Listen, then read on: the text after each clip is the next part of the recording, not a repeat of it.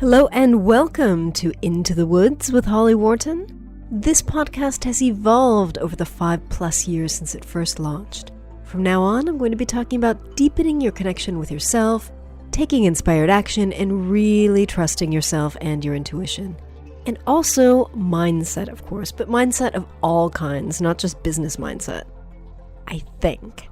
Things are changing for me, as you may have noticed if you've been following me online or listening to this podcast, so anything goes here. I hope you stay along for the ride. Thank you so much for joining us today, and now let's get into this week's episode. Hello and welcome to the Into the Woods podcast, episode 350. This is an exciting number. I love it when we get to these kind of big, round numbers. This is your host, Holly Wharton, and I'm back with another episode with the fantastic Cara Wilde, who has not been on the show in a long time. Today, we are going to talk about staying safe and getting help from nature in these uncertain times of COVID-19. Something I haven't talked about online or in my newsletters or anywhere. I kind of stuck my head in the sand and went to the woods for camping and social distancing in that way. I'm back. I've been back for a few days and ready to talk about this. I was inspired to talk about this with Cara in particular because she's been running as usual. Here in the UK, we are supposed to stay at home except for very specific reasons, and we are allowed to go outdoors for one form of exercise a day. Mine has been walking, Cara's has been running. But I've been really enjoying seeing her pictures on Instagram of where she goes on her runs because she lives in a really beautiful part of the country. And I've also received a lot of really positive comments on my walks that I've also been sharing on Instagram. So I thought Cara would be the ideal person to have this conversation with. If you want to see Cara's Instagram pictures, this will be linked to in the show notes, but she is Wilde Cara. That's WILDECARA. So that's Instagram.com/Wilde Cara. So what are we going to talk about today? We will be talking about the benefits of getting exercise outdoors in these unusual times, why it's so helpful to connect with the bigger picture that nature provides us. We talk about how to manage the delicate balance between social distancing and our own mental physical health, because it's important for us to stay healthy, both mentally and physically, as we are staying safe and helping others stay safe. We talk about how to comply with your local government regulations and still care for yourself. We discuss extra precautions we can take to stay safe outdoors. I think we're all learning what things we need to be doing differently, but we share some things, and Cara mentioned some things that I hadn't even thought about. We also talk about how to connect with nature even if you're at home. You're stuck at home, maybe you're immune compromised, you can't go out. How can you connect with nature? There are ways. We also talk about why sharing our photos of our connection with nature can be an act of service to others, as well as a way of connecting with others. So I hope you find this episode interesting and useful. I think this is a really juicy one. And that's all for now. Enjoy. Hi, Cara.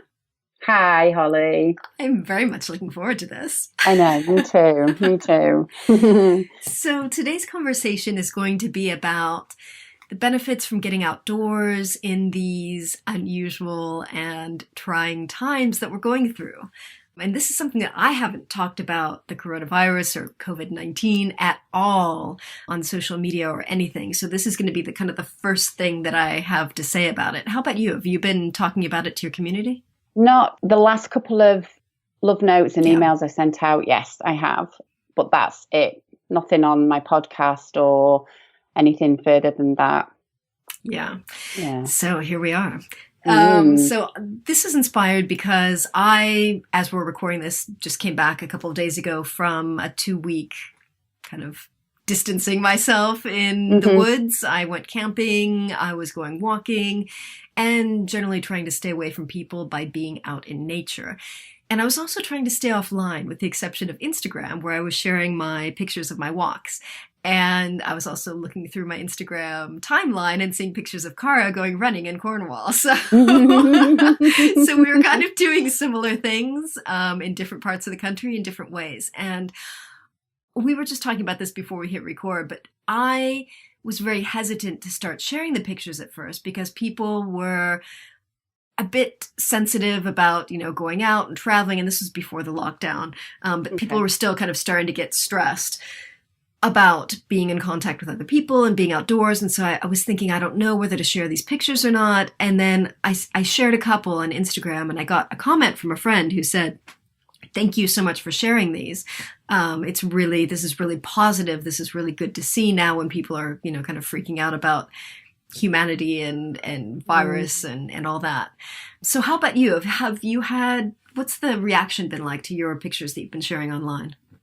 Yeah, something similar, because I was taking pictures initially for myself because there was just one that was just an absolute gorgeous sunset, and I wanted to try and capture it. It was like the sun setting over the ocean. And then I have a friend who is in a part of the world where they can't really get outside at the moment, and she was thanking me as to giving her some kind of portal, and that never occurred to me. And I know she lives in surroundings that are very similar to mine. Like, if anybody listening knows Pole Dark, the series, then I live where that was filmed, kind of thing. It's like this rugged, wild part of the UK, and she lives somewhere similar, but she can't access it.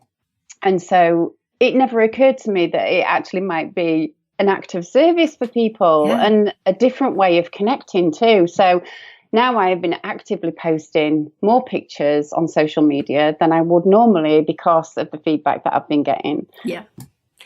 So it helps me feel like I am contributing something, even if it's tiny, amongst all of this madness, contributing to a sense of calm. Yeah. And also connecting with people in a way that's not, I mean, we're all connected through social media before, but this feels a lot more nourishing. It's so different. Yeah, it does. It does. Like I think it's because we have so much more. We have more limitations on us. I mean, if you've got to stay at home and you're only allowed to go out for one activity a day, we have limitations, and that means that probably most of us are spending more time behind screens and less time outdoors. Yeah, and for me, I know we were talking about this just before we came on, but I will never take running for granted again. I am enjoying it so much more. It's changed from a kind of have to train goal to a bigger goal to I get to do this. Yeah. I get to do this, burn off stress. I always leave mine till the end of the day. Like, it's my treat at the end of the day to go outside. I'm in my garden before that, but it's different. Yeah, and it's been different for me getting back into walking as well, because I really hibernated this winter. I did not spend any time outdoors. I was not walking at all. I've been on maybe 2 walks this year. And that was really concerning to me as well, because I felt really disconnected from nature. And so to really immerse myself in these walks for 2 weeks, it was so healing. And so I feel like it really rebooted me. Can you say a bit more about that? What happened then? So what happened was, because I was camping for a lot of the time, I got on a completely different schedule, because I tend to go to bed around 11 to midnight, wake up around 8-ish. But because I was camping alone, I was going to bed when it went dark, and I was getting up when it was getting light, which was wildly different from my normal schedule. And it really slowed me down, because it was like sun would go down around 6:30. It would be dark by 7:30. I'd let my campfire burn down, and I'd just go to bed at like 7:30 in the evening, which I never go to bed that early. And so I'd wake up at 5:30 in the morning when there's this pheasant that liked to hang out near my campsite. He would screech in my ear at 5:30 in the morning. And so it was like I was so much more in tune with nature. I mean, my alarm clock was the pheasant. I had this stream alongside my campsite, so I could wake up to the stream. I'd go to bed to the stream. It was flowing all night. It really helped me slow down and flow and get into a completely different rhythm. And I feel like that completely rebooted my system. Now that I'm back home and I'm getting back into the rhythm of working, I used to believe that I wasn't a morning person. I used to believe that I couldn't get stuff done in the morning. And so I'd get up around 8, and between 8 and 11, I'd do my morning routine. I'd, read or do stuff for me, do my druid work, and then I wouldn't start working until 11. Well, the last 2 days I've started working at 8. And it's amazing. Like, I'm so focused in the mornings now. I just plow through the work. I'm getting so much done because I'm just so refreshed, and I don't know, I feel like a whole new person. It sounds like it's helped you get back in touch with your own true nature. Yeah. Which is like what it does. And I'm thinking, listening to you and thinking about parallels that I've noticed in my life from what this house calls the lockdown schedule. We're just like, we need a new schedule, Yeah. And my kids really struggled when their schedule was just like most kids, just completely taken away from them overnight. So we've created our own, which is listen to your body's rhythms, it seems. But this is the thing. So obviously we can't go away for 2 weeks. Like you rewilding, basically, getting back in touch with your own true nature, which is the gift of wild nature. But we can take lessons from that and kind of bring our own wild nature into the lockdown, because what I've noticed is, yes, there's pressure. Yes, there's intensity, and it's a different kind. And I realize that I have dropped a whole load of pressure and intensity that I didn't know I was carrying, which were achievement goals and external goals based on achieving something in the world. And they just dropped away. And I went through the grief cycle with that. And we're all going through this grief cycle. Yeah. And I think it'd be useful to link, actually, there's a really good article that I can route you to about the grief cycle in current circumstances, because there's an additional layer about anticipated grief. Right. Yes. So that's a really useful article to read. So I had a day of like just sadness and crying. I was tapping EFT and I was like talking to my guides and doing some energy healing. And then one morning I woke up really early, like you, and I don't consider myself an early morning person. And I just noticed when I woke up, my day feels pointless, but not in a heavy, hopeless kind of way, but in a clean slate. What do I want to do? What do I want to create kind of way? And I've noticed this pulsation within me, which is coming from my own true nature more about what it is that, like, more internal goals, more enjoyable goals. It's not like and they've not changed. Some of my goals have not changed, but the journey of them is different. I don't know if that's making any sense. Yeah. It's similar to what you're saying. Yeah. It's a new perspective. So I think there's opportunity. I think there is opportunity here. And I think I came across Heart Math, who always, the institute that talks about how to activate your heart field and the brain of the heart and living from that place, talks about using mindful concern right now. That is just, I find that really soothing, because there is things that we need to pay attention to, but we can get lost in those. And I think if we have mindful concern about the now, we can also think about opportunities for the future, because there is going to be one, even though we might not know what that looks like yet. Yeah, I agree. So it sounds like you've had some really positive moments in the last couple of weeks since this whole thing blew up, and also some challenging times, which I think is really useful to hear, because I've been hearing lots of friends really struggling with this. And because I've kind of stuck my head in the woods for the last 2 weeks, I haven't had any challenging times. I've just had really beautiful times. So I think it's really useful for me to hear what other people are going through as well. Yeah, I don't feel, I wouldn't use words like struggle in my experience. And I guess they are challenges, but I think it just feels like adjustment. So it's this, I've used the word surreal so many times.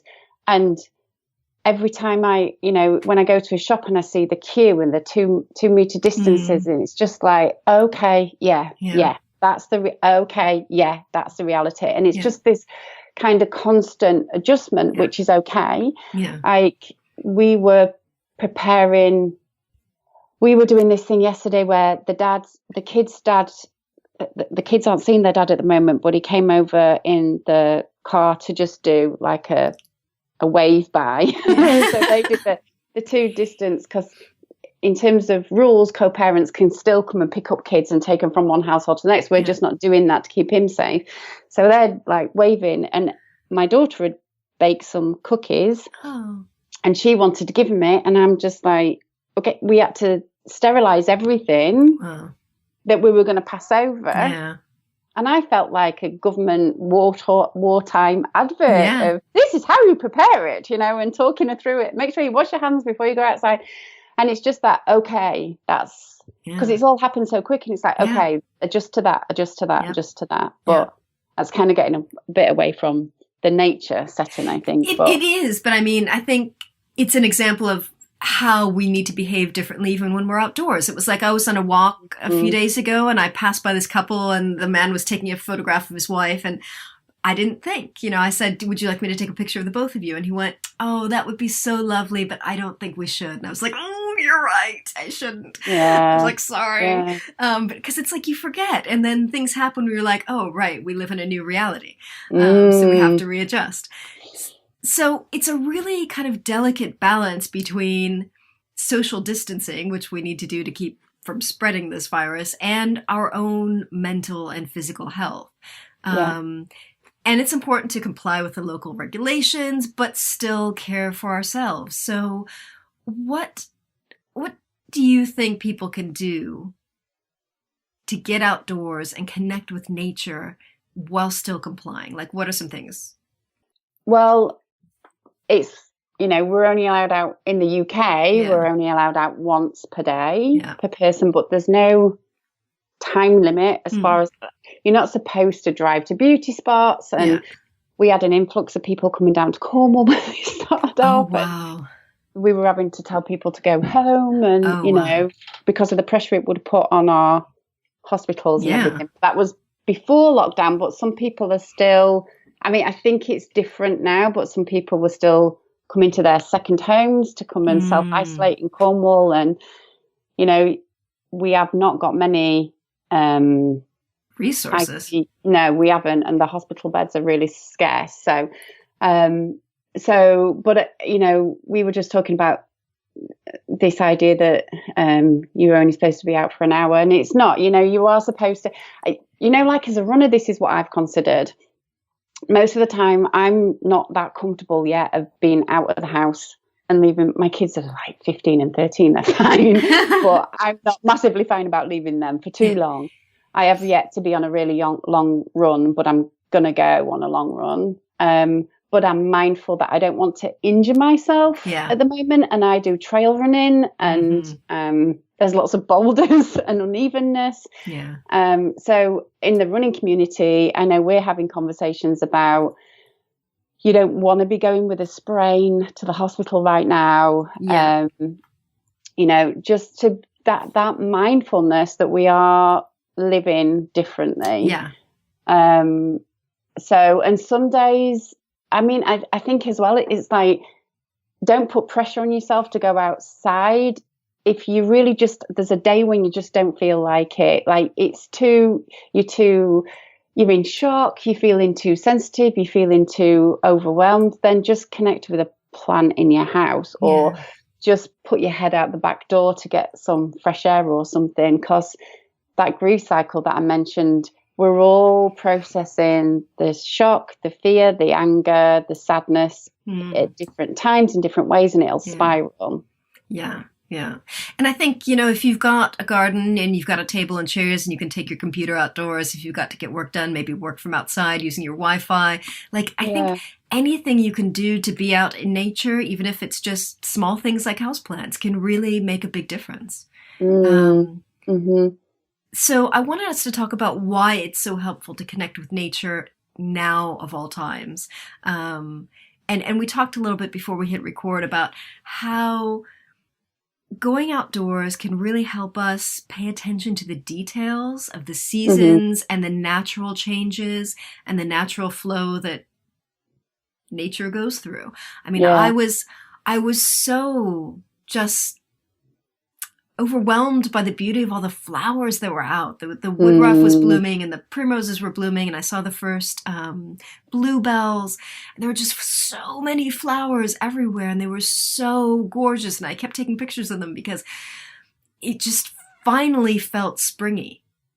Yeah. It's like I feel like this has been such a long, wet winter, and finally it was like the flowers were like, hello, it's changing. And so being outdoors and paying attention to those details really just gave me a sense of times are changing in a good way.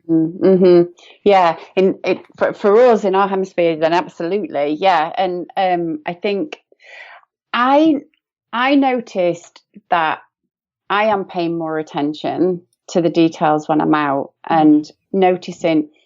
I did this thing when I was out walking the other day, just warming up for my walk, and started taking picture of things that made me feel like celebrating life. And I was like, oh, I should start a hashtag, celebrate life. Yeah.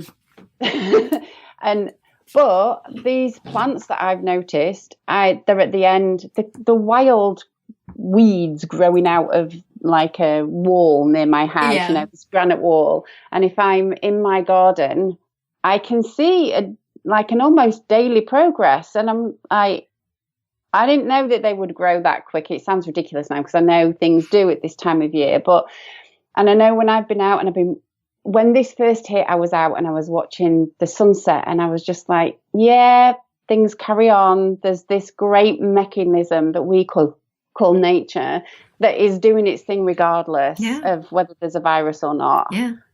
And for me, I have a lot of faith anyway, but I think that helps me.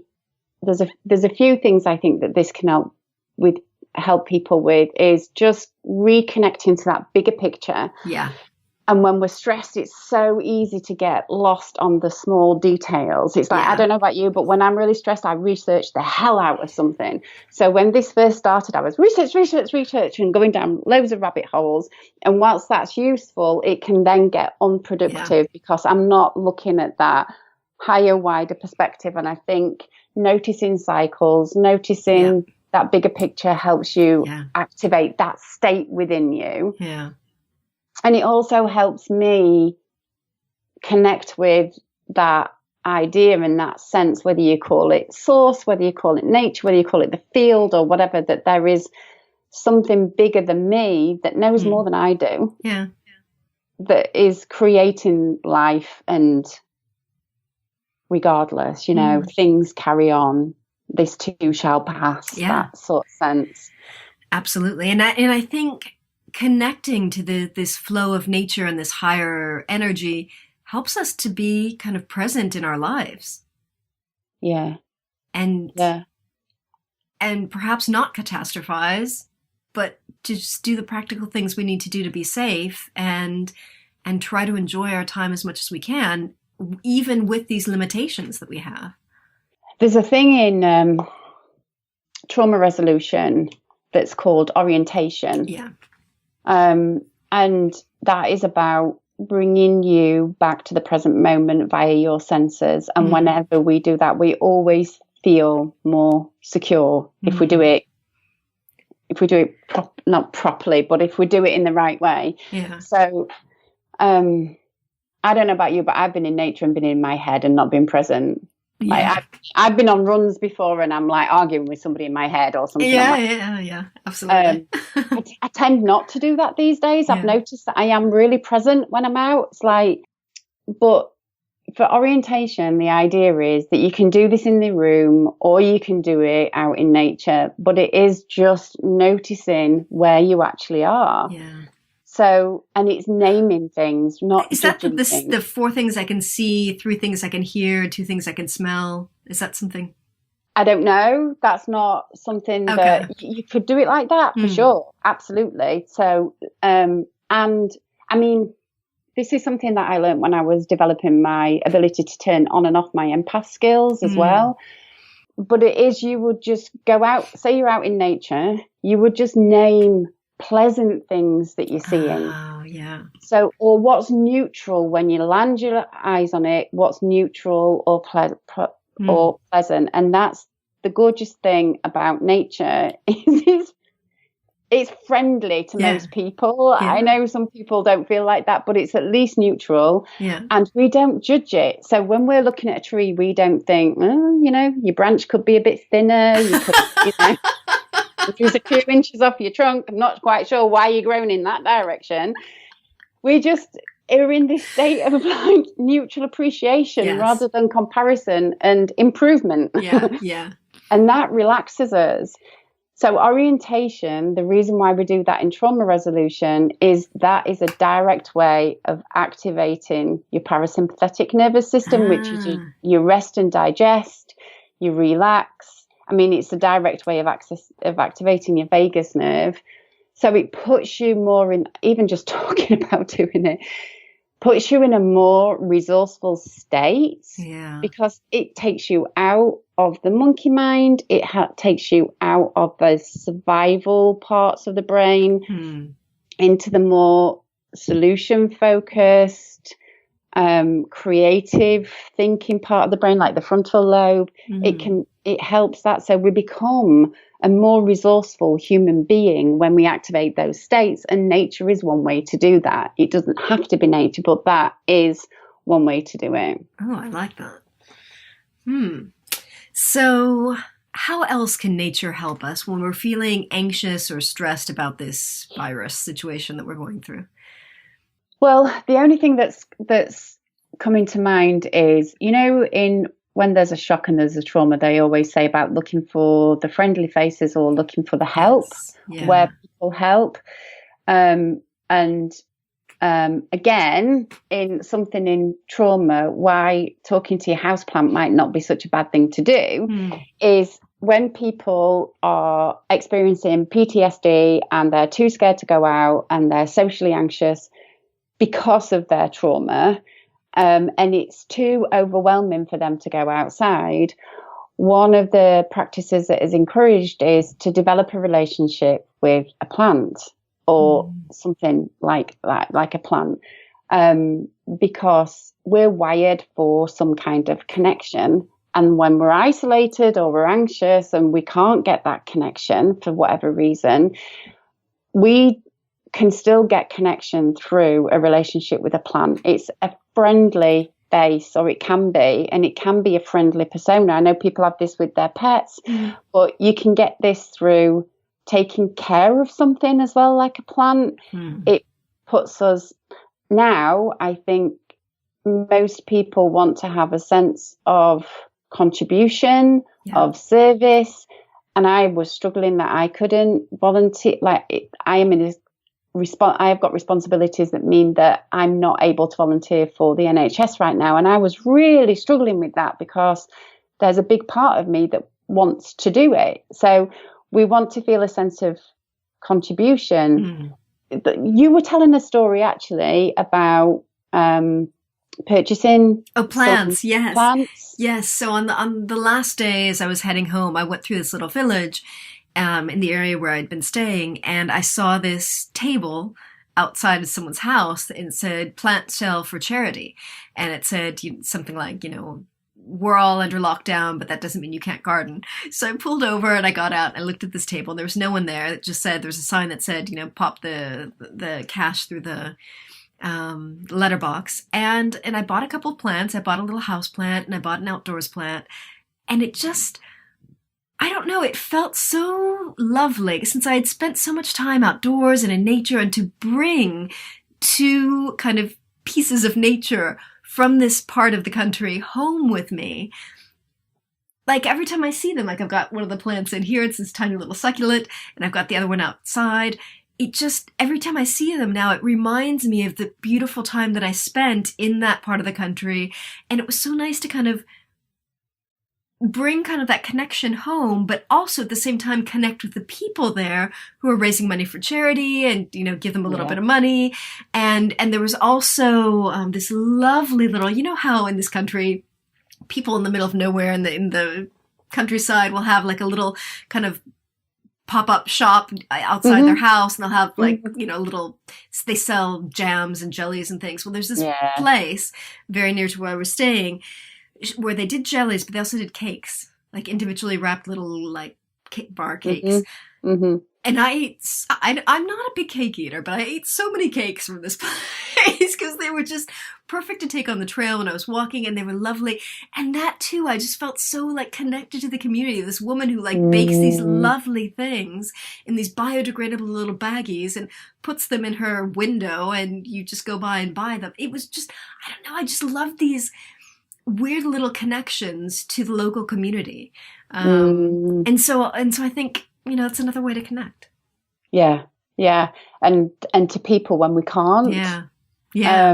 And like when I'm out, I mean, this was always a case, but I'm noticing it even more now. When I'm out, people are I make a point of smiling and saying hello and being one of the friendly faces in the world, and seeing a lot of that come back. And nodding at runners who just get it. And an unusual thing as well, I think, that I don't know if this, like the goal setting, I don't know if that's going to go off kind of nature a bit, but one of the things that I've noticed is in all this uncertainty and our feeling out of control that we can be, is me and the kids have actively started choosing goals for each day, and then progress goals, things that we're wanting to achieve whilst we're in this situation, that's going to contribute to things that we are going to want to do when we're through this, whatever that's going to look like. And that I was explaining to the kids that goal setting in that way can give you a sense of control, because we're like in this bubble as well, we are literally in this bubble. And one of the really good things about that is, Joe Dispenza's work about being bigger than your environment. Yeah. So bigger that, or beyond the circumstances that you find yourself in. This isolation now we can do that. Yeah. We can do that more easily. And so in terms of goal setting and focusing on what you want to do when you've moved through this, then you can start to feel like progress and a sense of autonomy in your own life. And if there's like I've built that into nature in surprising ways, in that the clocks have just gone forward so I noticed when I went out at my regular time, just like to fit it in after meetings and before tea, I wasn't seeing the sunset. Yeah. And I mean, it was gorgeous what I did see, but I wasn't seeing the sunset. And I'm thinking, right, I need to adjust my time. Yeah. And it sounds really silly, but that is getting a priority over whether I need to go to a meeting or not. I want to have that connection and that contact and that decision making over my life bigger than a meeting. I want to serve my clients, but I'm serving my connection with nature and my connection with something bigger than me as well. Yeah. It's funny. I've since I spent so much time offline for the last couple of weeks, I've been really just like decluttering people that I follow on Twitter, people that I follow on Instagram, especially Twitter. I'd kind of fallen out. I've been using Twitter since 2007, but I really fell out of love with it. And I realized it's because I don't know most of the people on my timeline. So I've just been unfollowing all the people that I don't know who the hell they are. Yeah. And then I'm going to start, once I've decluttered, start refollowing things that I'm interested in. But I've noticed that this kind of digital detox or time in nature has really rebooted my relationship with technology as well. That's interesting. I'm approaching it very differently, and I'm excited about it. Yeah. Yeah. So are you coming back noticing that you don't resonate with certain people anymore, or was that disresonant? Yeah, I'm noticing that. Yeah. I'm noticing that as well, that I am less interested in certain people's point of view than I would have been before. Yeah. Because my reference points changed. It shifted to a lot more internal reference point. Yeah. And I feel like in the same way that I really deeply reconnected with nature in real life, I'm wanting to connect more with nature virtually and start kind of following more nature stuff online rather than like business people, which is what I was following for years.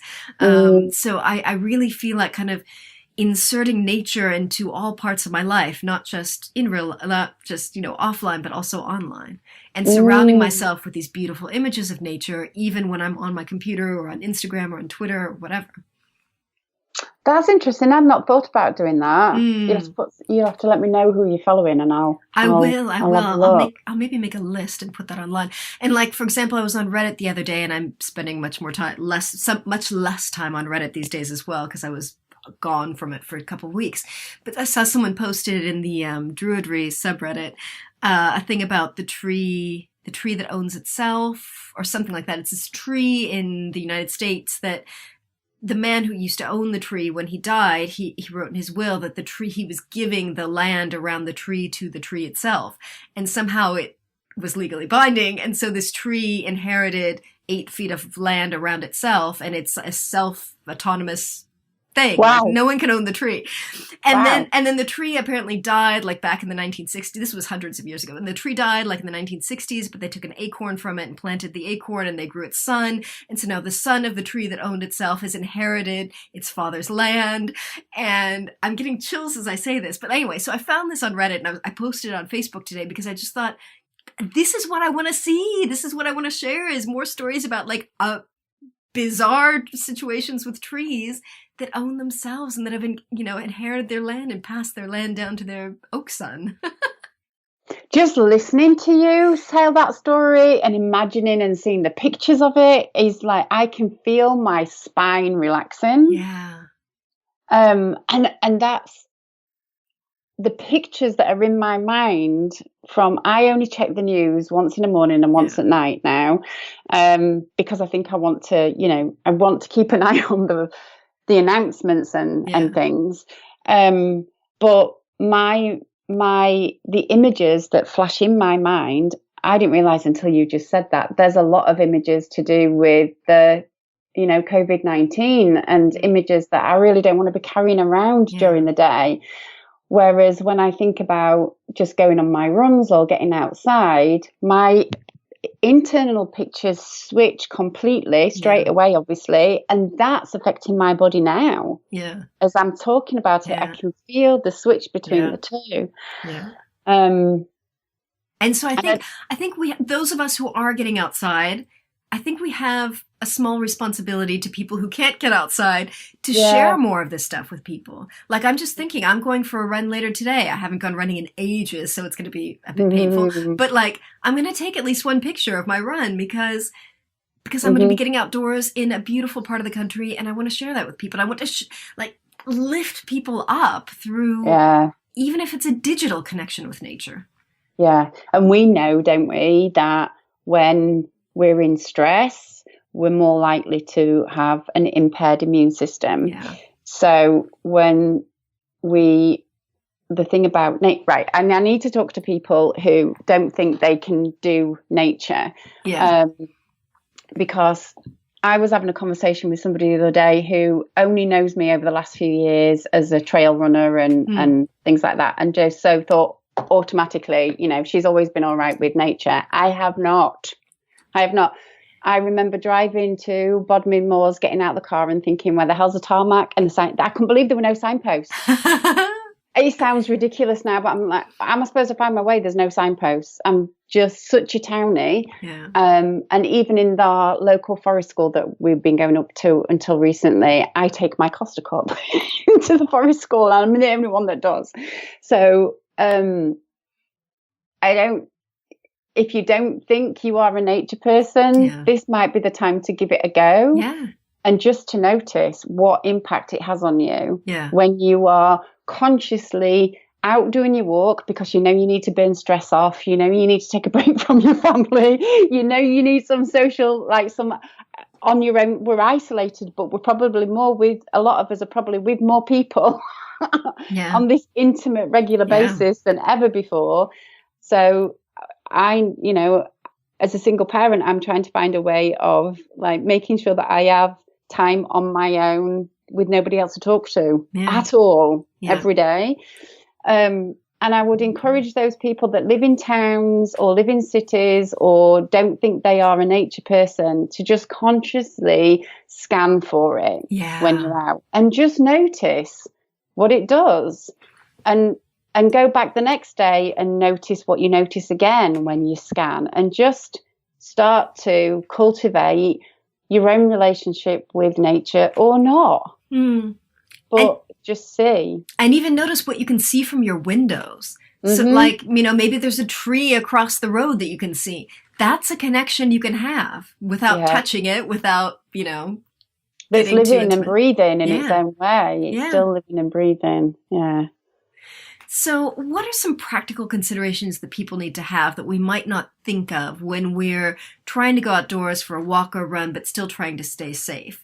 So I mentioned that story about offering to take a picture of the guy and his wife, and he was like, no.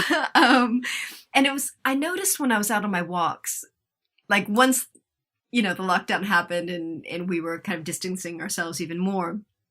There was one time where I kind of came around a bend on a footpath and I saw a woman, and we weren't even that close, but we both kind of like jumped back. And then we laughed and we were like, social distancing. And then she kind of stepped to the side and I kind of took a wide curve around her. And so things like that, just being mindful of keeping that 2-meter distance from people on the trails when you can. Yeah. And some people where I live are ignoring it still and not doing the social distancing. And I remember the first time it happened, I thought, am I making a big deal of it by wanting this, 2 meters? Now I don't think that. I'm more likely, somebody came up to my garden the other day and they wanted to take something out of my recycling bin, which is fine, that's fine. But they were coming close and I said, whoa, hold on, social distancing. And they were like, oh, okay. And because they'd forgot, you know. And so I'm all right with putting my hands up or making a point. I am going to the, opposite side of the road and I'm responsible for my social distancing. But also where I am, the gate posts, like the kissing gates and the farmers' gates and things like that. The virus could live on. The virus can live on hard surfaces. So and wood. I mean, that seems like an ideal place for. Right, I didn't realize that. And so then it's like, okay, so don't touch my face. If I've touched anything while I'm out, don't touch my face. Or I've started using my elbows and my arm because I'm rubbish at not touching my face. I know, me too. And I've even thought about, I'm not going to do it on my runs, I don't think, but I have thought about when I go out, putting a mask on, because I happen to have some from decorating, but as a deterrent from touching my face. Yes, as a reminder. A reminder to not touch my face. Yeah. And then, even if I'm just going out in nature and washing my hands before I go out and I'm washing my hands as I come back in,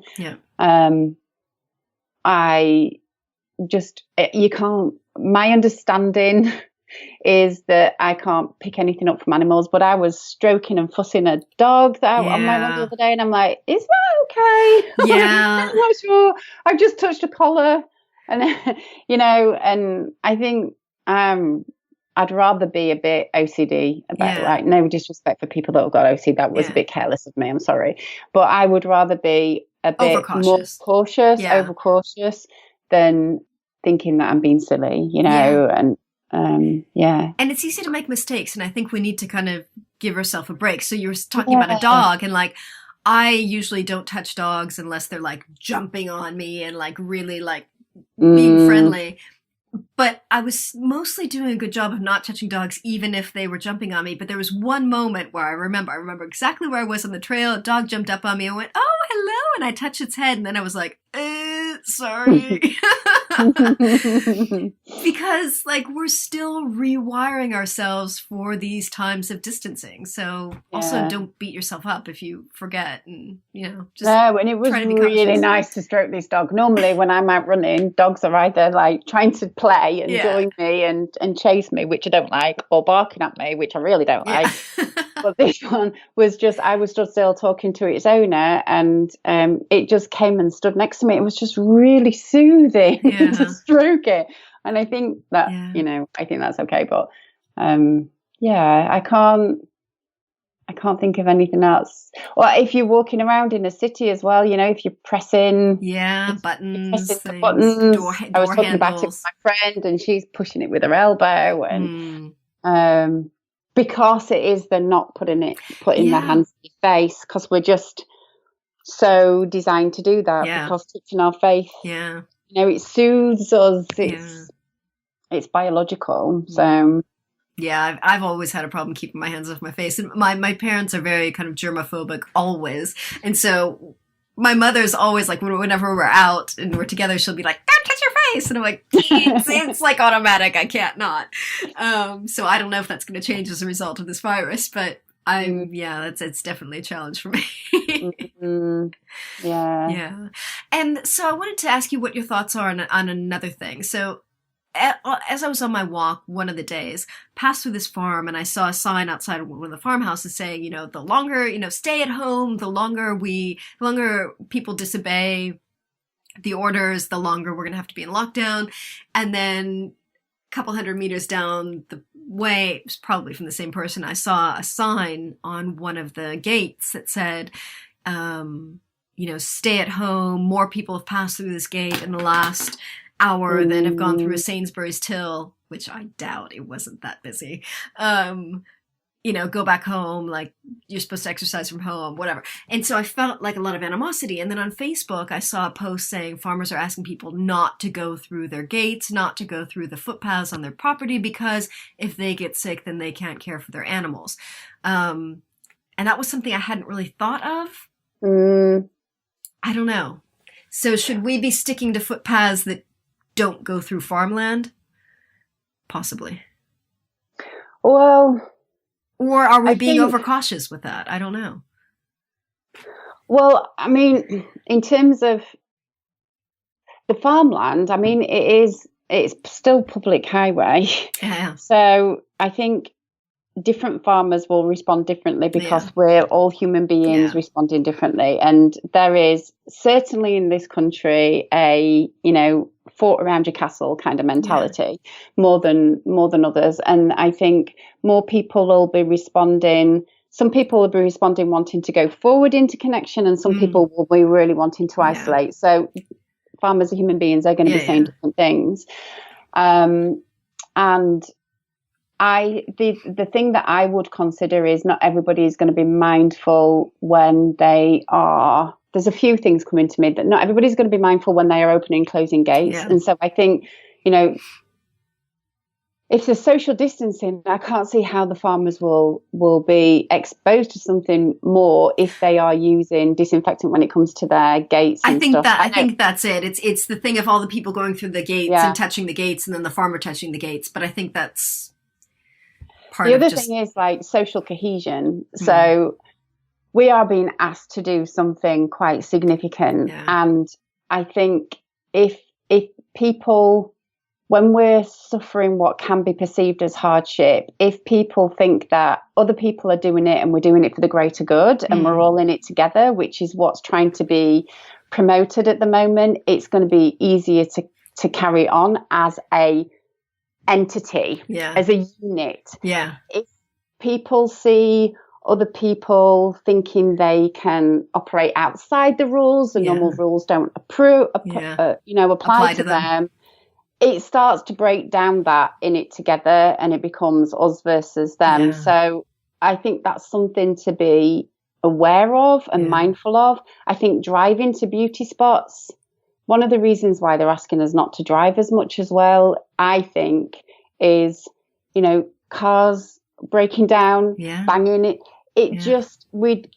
At this moment in time, we need to keep resources reserved for coping with this virus and keeping our basic society going. Yeah. Everything on top of that feels like a bit of a luxury. Yeah. And I think that's really important what you said earlier about being mindful of where you go running, because if you slip, you fall, you sprain your ankle, you break something, that's going to be an extra strain on the medical system, the NHS. There is. And do you want to be going to a hospital right now if you don't need to? No. You know, and then I'm like, oh, you're just being fear-based. And I think when I come back to that heart math thing of mindful consent, I trust that institution so much because of their research about generating coherence in your energy field. If I come back to mindful concern, I'm really happy to follow these rules at the moment and to contribute to that greater good, whilst always also knowing that I need to take care of my own mental health and my own support system. So I feel that's okay with me to not drive to beauty spot. I don't need to. I am beyond lucky where I live. Yeah. But yeah, and also I think be mindful of the trails that we choose. So I was walking in areas that were they felt very remote. I mean, I'd maybe cross paths with one person every half hour or so. But there was one day where I got up on this trail and there were a lot of people. It was near a car park. Clearly people had driven to the trail. I had walked up there, so I didn't think about it. But I saw a couple of people, and then like 2 minutes later, I saw another couple of people, and then another couple of people, and I was like, whoa, this is too many people. I don't like this. No. And so I pulled out the map and I was like, where can I go to get back to where I came from a different route? And I immediately got off that trail and then didn't see anyone else for the next hour and a half. So I think we can also be mindful about when we see lots of people on a trail, opt for a different trail. And also, since I had kind of gotten to know that area, I knew which trails were kind of wide open and which trails were kind of narrow and where it would be hard to maintain that distance. So I stayed away from those trails. So I think it's also being mindful of the places that we choose to go, even if we are staying near our house and not driving, like know the trails. Yeah. So one of my usual walk runs is from here to a local sandy beach that everybody kind of associates with Cornwall, and it's probably about a 6 mile run, just a 6 mile run, but it is up cliffs and cliff edges, and there's big boulders, and I wouldn't run that at the minute. I might walk it really mindfully, but I wouldn't run it. Yeah. But there's plenty, I can still run to my local stone circle, and I'm going to be doing that. And the other thing to consider, I don't think people are doing it as much, but I think it's still going on that people were driving to Cornwall to come and get to wild nature. Yeah. And we have got, I think it's 15 ICU beds for the whole county, which is a lot of people because our population is quite older as well. And already in tourist season, we get, 3 or 4 times the size of the current population. And Cornish people that live in Cornwall, I'm not considered Cornish, but those of us that live in Cornwall, we can't get access to our NHS in the same way. So don't come to Cornwall. And people have got second homes here, and some guest homes were beginning to advertise, come and have your your virus in isolation in our guest home, and it's just no.